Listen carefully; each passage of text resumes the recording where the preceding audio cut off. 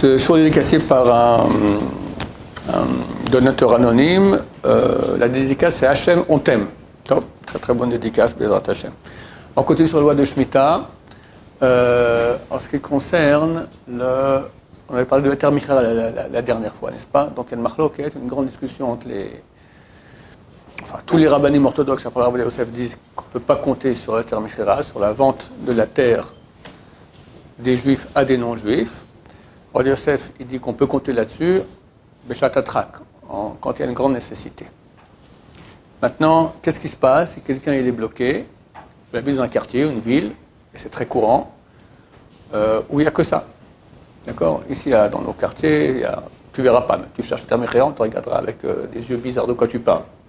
Mais même à Jérusalem, dans d'autres quartiers, il y a beaucoup d'endroits où il n'y a que ça. Alors, comment on fait pour acheter là-bas?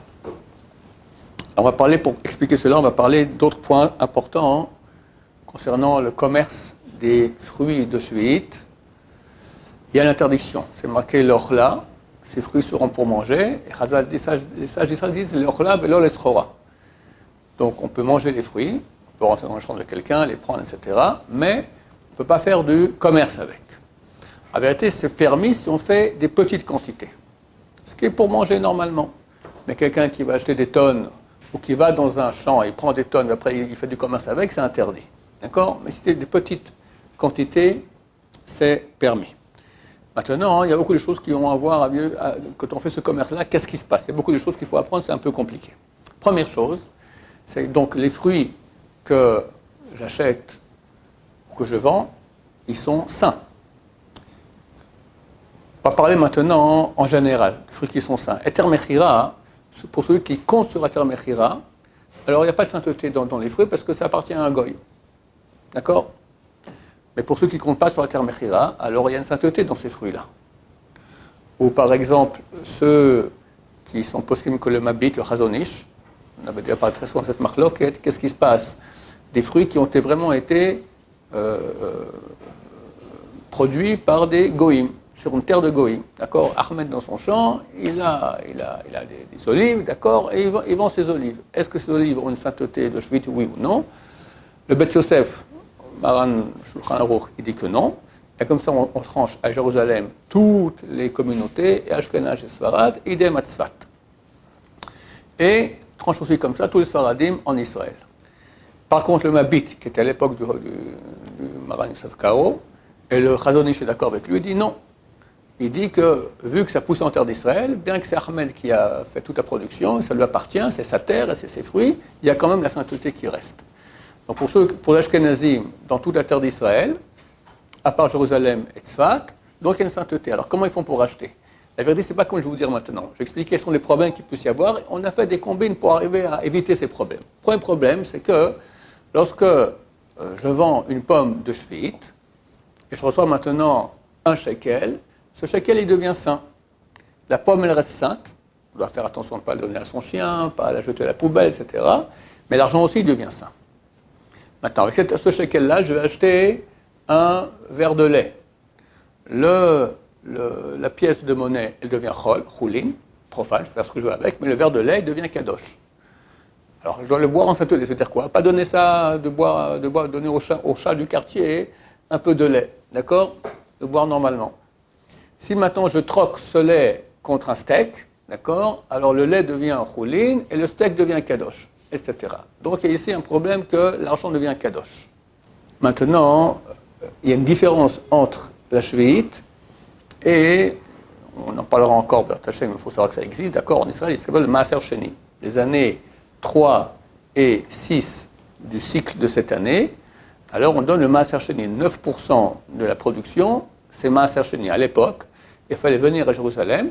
Ce Maaser Sheni-là, il est kadosh. Là, j'ai mon tas de fruits maintenant. Je dis le Maaser Sheni est au sud des fruits, comme ça on dit. Et 9% du sud des fruits devient kadosh, Maaser Sheni. Il fallait aller à Jérusalem, à l'intérieur des murailles de Jérusalem de l'époque, et acheter et manger ces fruits là-bas. Dans celui qui avait un champ de poirier avec une tonne de poire, d'accord? Alors, une tonne de poire, on va dire, il y avait 10 tonnes de poire, d'accord?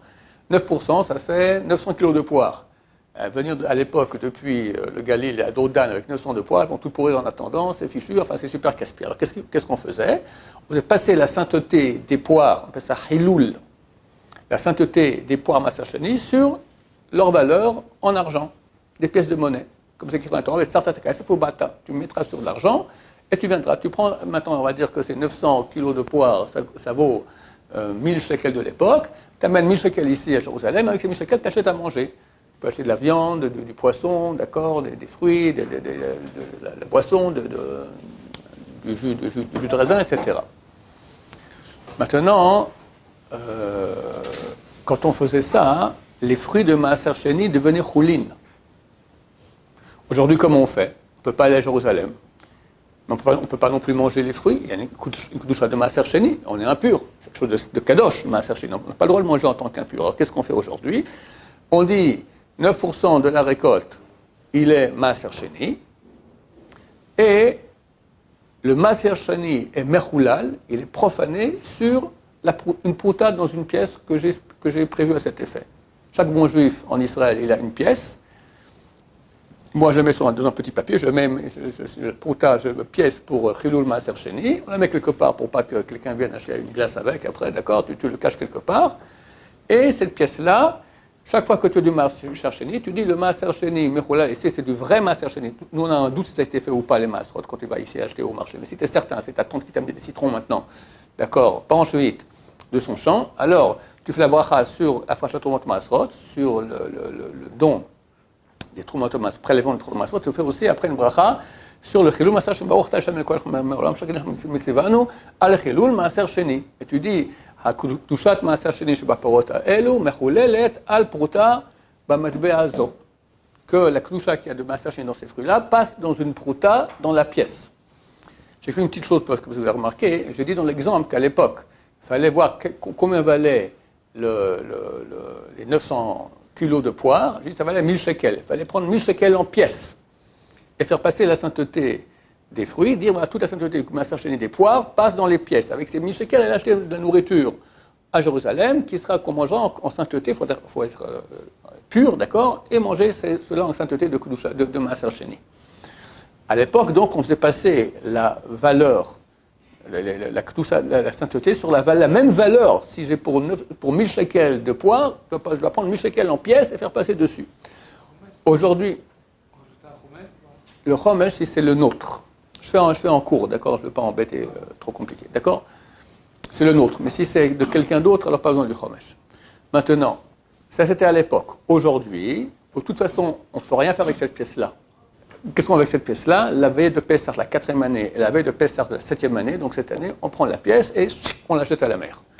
Ou on fait passer la sainteté sur un demi-verre de sucre dans la toilette, et terminé. On doit se débarrasser. Il y a un biour Maasrot, d'accord? Bon, on vous le rappellera, on en parlera avec Imam Hashem quand le temps sera venu. On fait passer la sainteté, elle disparaît, terminée, on l'élimine. Donc maintenant, cette pièce-là, on ne peut rien faire avec, parce qu'on est tous impurs. Donc on ne peut pas aller acheter quelque chose et manger en sainteté de Maaser Sheni.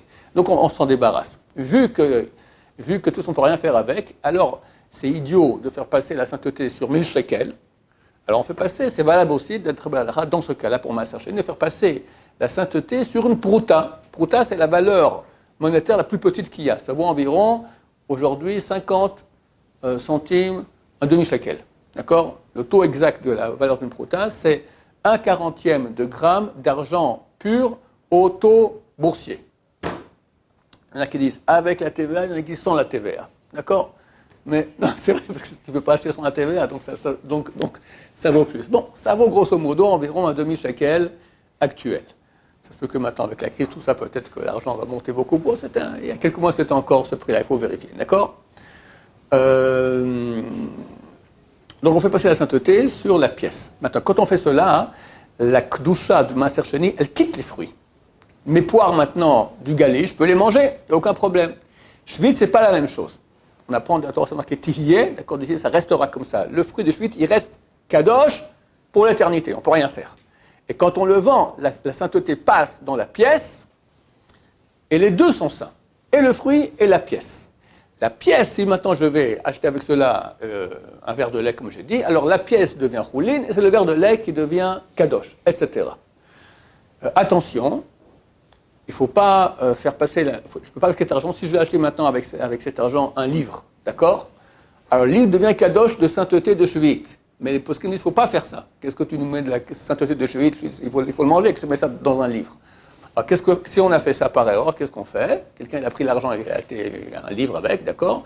Alors il dit comme ça, il dit que la kedusha de Shvi'it qu'il y a maintenant dans ce livre, qu'elle passe dans cette pièce ou dans cette poire. Et il mange la poire en sainteté de Shvi'it. D'accord? S'il a fait ça sur une poire, oui. Parce qu'on a dit les fruits ils seront toujours kadosh de Shvi'it. Et après, Non, le fruit de Shvi'it il reste kadosh. Mais du coup, s'il a fait ça sur une poire, il a fait passer la kedusha. Non, c'est fini. Après, je peux, de fruits en fruits. Quand je dis la viande, je peux faire ça avec ma pièce. J'ai vendu ma poire, d'accord? Ma pomme, j'avais dit. La pièce devient kadosh. Avec cette pièce, je vais acheter des cerises. La pièce devient choulin. Les cerises deviennent kadosh. Avec les cerises, j'ai troqué mes cerises contre des bananes. Les cerises deviennent choulin et les bananes sont kadosh, etc. D'accord? C'est que le fruit de Shvi'it lui-même, qui a poussé sur l'arbre, d'accord, dans la terre de cette... que lui, il reste kadosh toujours. Il y a une marloquette. Si, pour les fruits, alors comme je dis, pour le maaser sheni, on fait passer toute la sainteté sur une prouta. Les fruits de Shvi'it, maintenant, on va dire que maintenant, j'ai vendu une caisse de pommes de Shvi'it, et j'ai ici 50 shekels de sainteté de Shvi'it. Maintenant, je vais acheter avec cela des cerises. Les cerises sont maintenant kadosh de Shvi'it. Comment je peux faire passer la sainteté, faire partir la sainteté de Shvi'it? Alors, si je vends les cerises, alors elles deviennent choulin, mais ce que j'ai acheté devient kadosh. Il y a un autre moyen, on peut faire un chiloul. Comme pour le maaser sheni, j'ai dit que la sainteté de maaser sheni passe dans une pièce, je peux dire maintenant que la sainteté des cerises passe maintenant dans ce gâteau. Que la sainteté des cerises passe maintenant dans ce steak, dans la nourriture, d'accord? Que la sainteté des cerises passe maintenant dans une poire. Et pas besoin que ce soit la même... Alors, est-ce qu'il faut maintenant qu'il y ait, pour la même valeur des cerises, j'ai ici, pour 50 shekels de cerises, est-ce que je dois prendre maintenant des gâteaux, 50 shekels, est-ce que je dois prendre des cerises, 50 shekels? Je dis maintenant, je dis comme ça, chez Kedushat Shvi'it Sheyesh, Badouf de Vanim, qui est dans ces cerises-là, qui est mechoulelet, qu'elle soit profanée, al perot elu, sur ces fruits-là, ou al ou gazo, ou sur ce, je peux dire en français, ou sur ce gâteau, sur tout ce qui se mange, d'accord? Et après, je mange cela en sainteté de Shvi'it, et mes cerises sont choulines.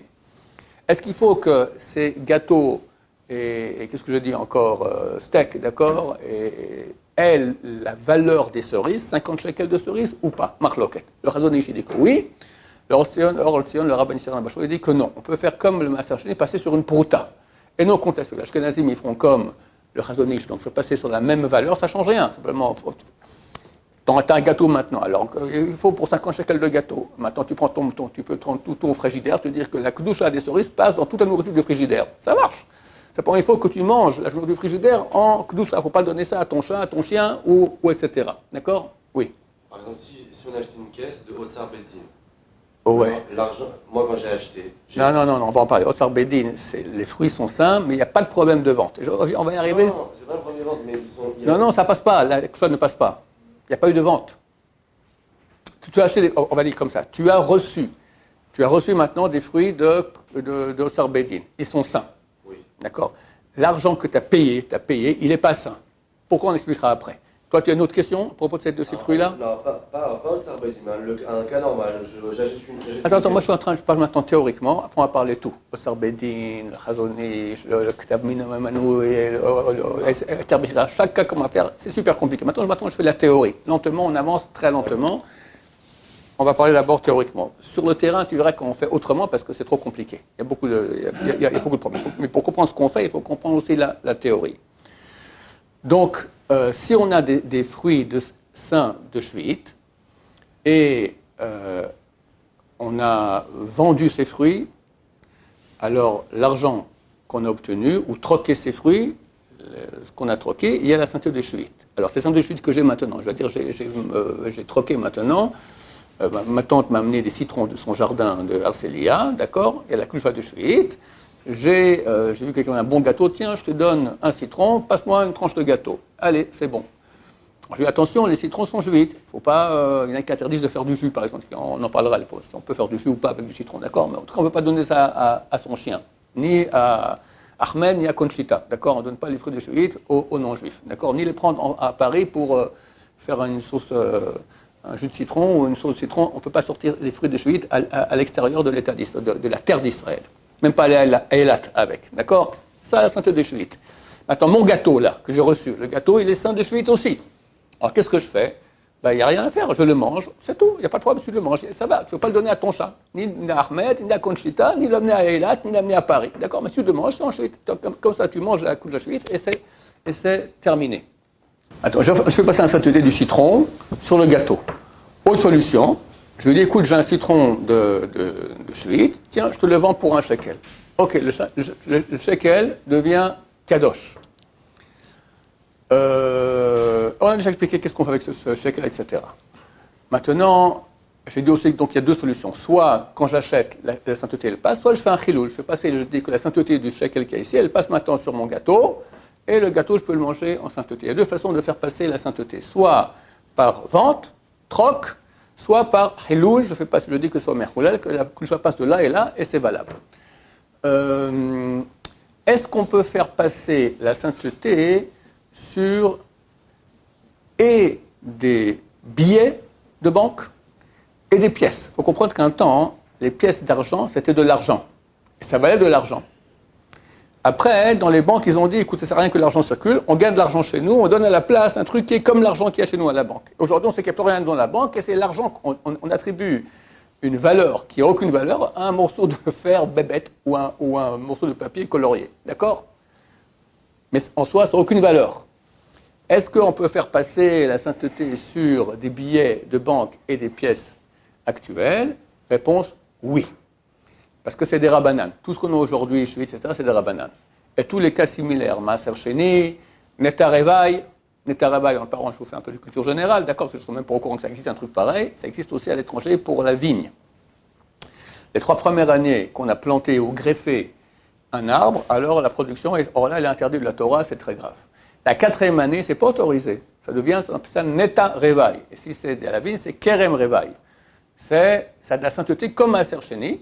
On doit le manger à Jérusalem en sainteté. Qu'est-ce qu'on fait aujourd'hui? On fait passer la sainteté sur des pièces.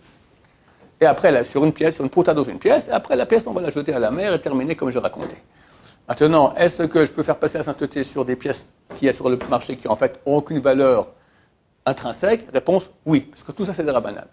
Le seul cas où on dit de faire attention, c'est Pidyon Bechor. Quelqu'un qui, il a un enfant aîné qui est né, d'accord? Il n'est pas Cohen, ni Lévi. Alors, le fils, il faut le racheter au Cohen. Il faut donner au Cohen une valeur de 5 Hamesh Gera. Bon, une certaine valeur d'argent. Est-ce que c'est valable de faire ça sur un billet de banque de $30, $50, la somme qu'il faut? Les khatrila, non. On fait sur des pièces qui sont vraiment une pièce d'argent. D'accord?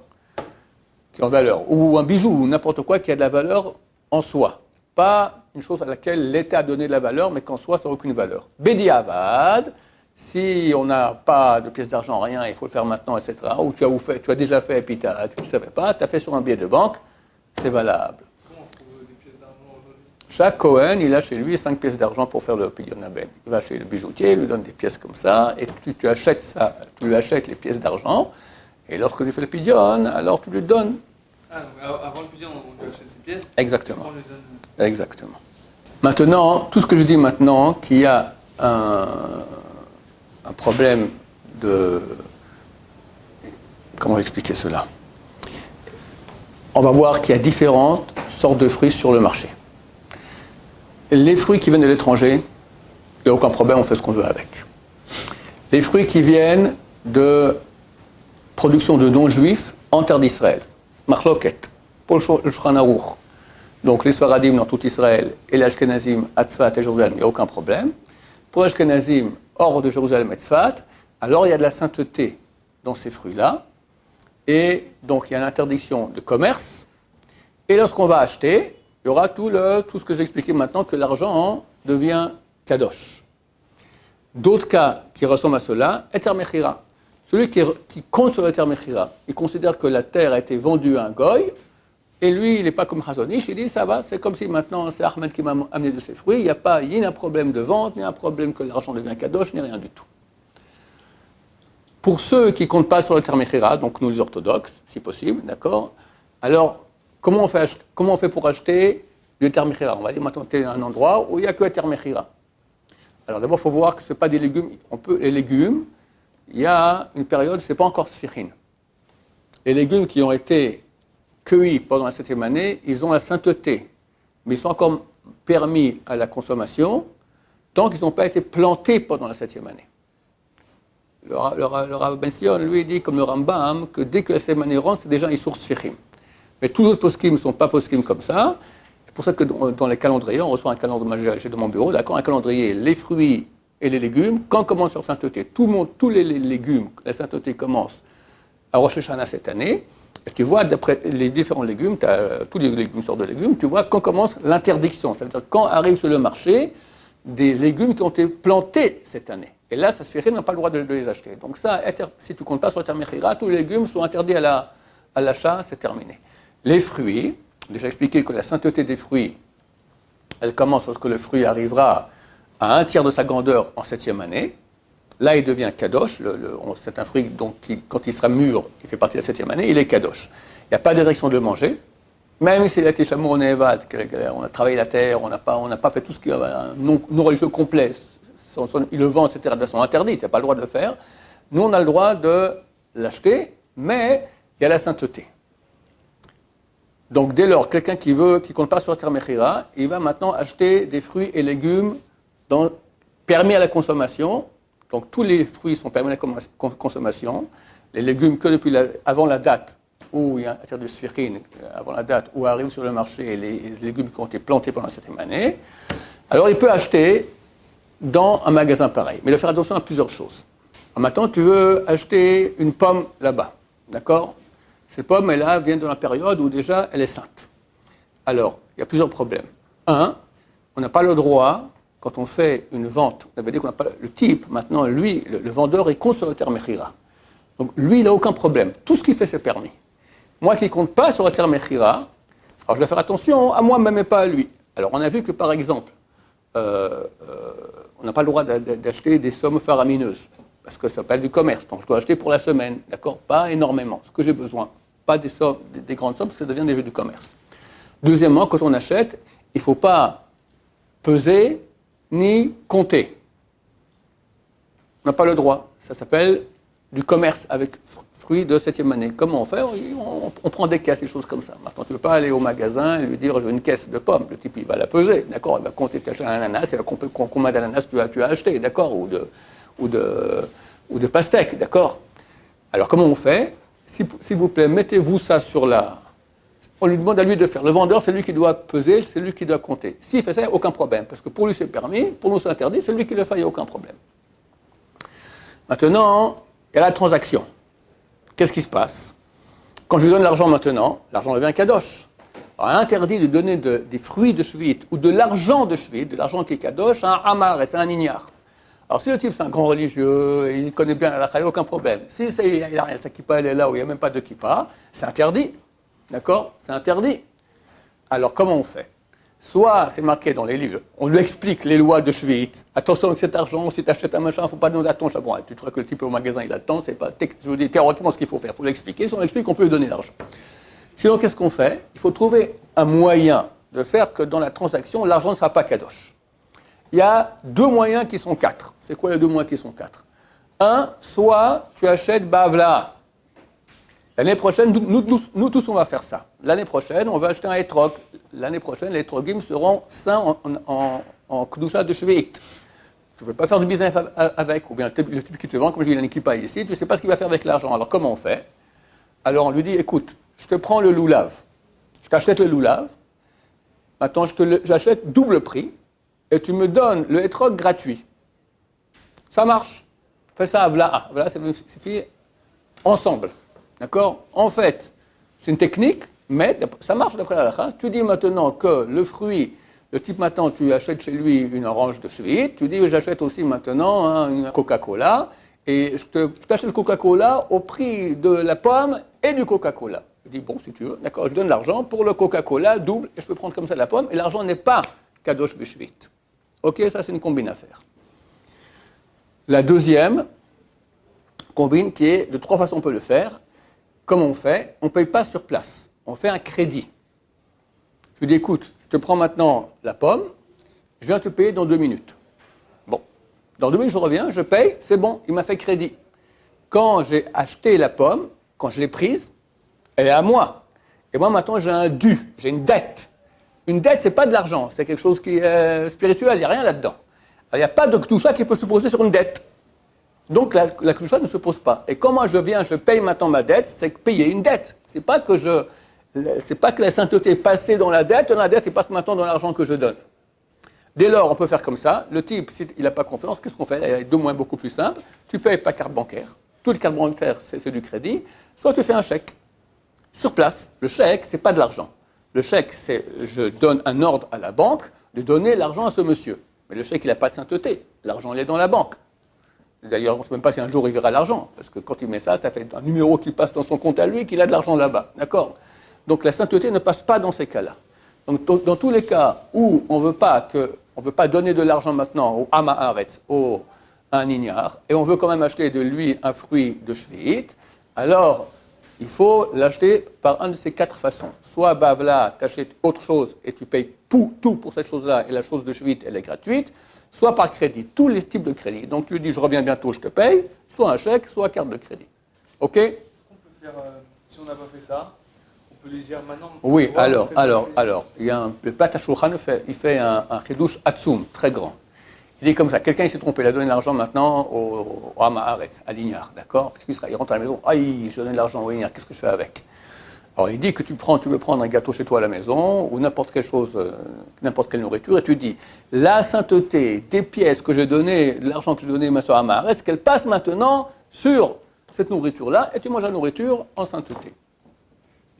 C'est un grand chidouche qui fait que, bien que ça ne t'appartient plus, c'est plus là, rien du tout, ça marche à distance, ça marche comme ça. Le Plat HaShulchan, il autorise comme ça, et la halakha est tranchée comme ça. On peut aller voir lui, le vendeur. On va aller voir lui, je m'excuse, je donne de l'argent. C'est le mieux. Ça, c'est je donnais, tiens, rends-moi l'argent. Mais comment tu fais? Tu donnes de l'argent. Enfin, qu'est-ce que tu fais avec? On lui dit, fais passer la sainteté dans. Oh, comme ça, non. Tu crois que le temps, il a. S'il a le temps pour. Si déjà tu lui expliques tout, que je dis qu'on peut donner un marès, on lui explique qu'est-ce qu'il doit faire avec, il n'y a aucun problème.